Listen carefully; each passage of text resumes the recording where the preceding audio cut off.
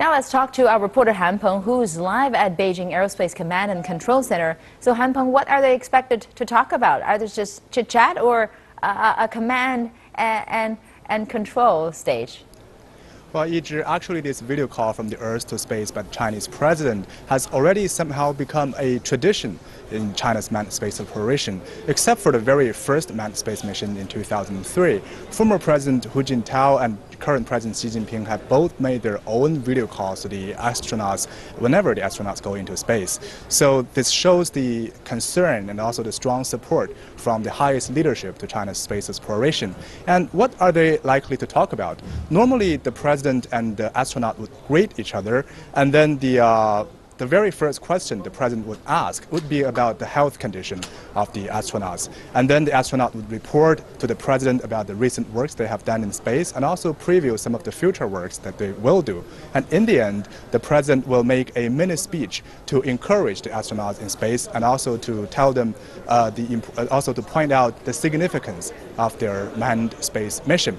And if you remember last time in 2013, President Xi Jinping made his first video talk to astronauts almost right after he took office. And during that video talk, he said that the space exploration, the dream of space exploration, is actually part of the China dream.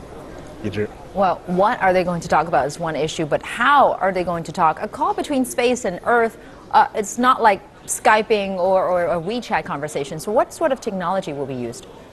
Well, actually, if you remember, back in 2013, Chinese female astronaut Wang Yaping has already given a live physics class right there up there in the sky. And during that time, she has held a 50-minute long lecture, and during the lecture, he has conducted a series of experiments to students here on the ground to show them how the things are working in the condition of zero gravity. So that experience has already shown how mature the technology China can provide to the video talks between the Earth and space.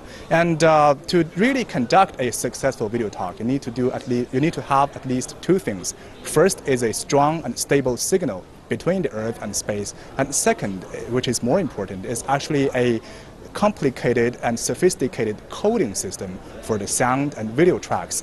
And according to the expert we just talked about, who are actually in charge of this time's video talk, they said that the technology is so smart and so mature that China has. It has the images and also the soundtracks that we can receive here on the ground are actually even clearer than those of most of the MP4 players we can buy on the street.